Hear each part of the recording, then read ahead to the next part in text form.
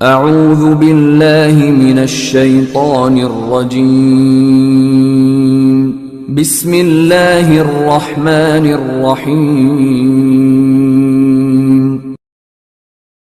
السلام علیکم ورحمۃ اللہ وبرکاتہ۔ یہ خوبصورت واقعہ آپ کی نظر کرتے ہیں۔ ایک دن حضرت عثمان غنی رضی اللہ تعالیٰ عنہ نے نبی کریم صلی اللہ علیہ وآلہ وسلم کی دعوت کی۔ جب نبی کریم صلی اللہ علیہ وآلہ وسلم حضرت عثمان غنی رضی اللہ عنہ کے گھر کی طرف تشریف لے کر جا رہے تھے تو حضرت عثمان غنی رضی اللہ تعالیٰ عنہ نے آپ صلی اللہ علیہ وآلہ وسلم کے پیچھے پیچھے چل رہے تھے اور آپ صلی اللہ علیہ وآلہ وسلم کے پاؤں کی تعداد گن رہے تھے، قدموں کی تعداد جو تھی وہ گن رہے تھے۔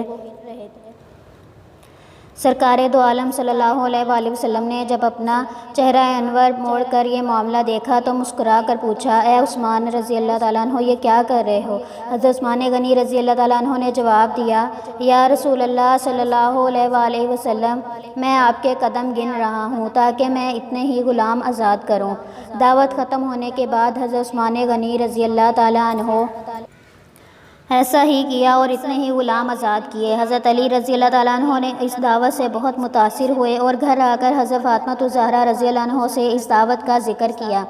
حضرت فاطمہ الزہرا نے فرمایا، علی رضی اللہ تعالیٰ عنہ، اگر آپ چاہتے ہیں تو ٹھیک ہے، آپ رسول اللہ صلی اللہ علیہ وآلہ وسلم اور آپ کے اصحاب کو بلائیں، میں دعوت کے لیے کچھ پکا لوں گی۔ حضرت علی رضی اللہ تعالیٰ عنہ کے جانے کے بعد حضرت فاطمہ الزہرا رضی اللہ تعالیٰ عنہ نے وضو کیا اور اللہ تعالیٰ کے حضور سربت سجود ہو گئیں اور دعا مانگنے لگیں، اے اللہ، تیری بندی فاطمہ الزہرا نے تیرے حبیب محمد صلی اللہ علیہ وآلہ وسلم اور ان کے اصحاب کی دعوت کی ہے، تیری بندی کا صرف اور صرف تجھ پر بھروسہ ہے، لہٰذا اے میرے مالک و خالق، آج تو فاطمہ رضی اللہ تعالیٰ عنہ کی لاج رکھ لے اور اس دعوت کے لیے کھانوں کا انتظام فرما۔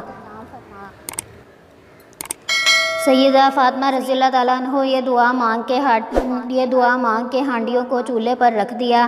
اللہ کے فضل و کرم سے تمام ہانڈیاں رنگ برنگے کھانوں سے بھری پڑی تھیں۔ جب سرکار دو عالم صلی اللہ علیہ وآلہ وسلم اپنے اصحاب رضوان اللہ علیہم اجمعین کے ساتھ تشریف لے آئے تو حضرت فاطمہ الزہرا رضی اللہ تعالیٰ عنہ نے ہانڈیوں سے ڈھکن اٹھا کر کھانا ڈالنا شروع کیا۔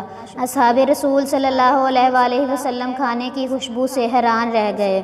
جب صحابہ کرام رضوان اللہ علیہم اجمعین نے کھانا کھایا تو کھانوں کی لذت نے مزید حیران کر دیا۔ نبی کریم صلی اللہ علیہ وآلہ وسلم نے صحابہ کرام رضوان اللہ علیہم اجمعین کو حیران دیکھ کر فرمایا، اے صحابہ، حیران کیوں ہو رہے ہو؟ تمہیں معلوم ہے کھانا کہاں سے آیا ہے؟ تمام صحابہ کرام رضوان اللہ علیہم اجمعین نے جواب دیا، اللہ اور اس کا رسول بہتر جانتا ہے۔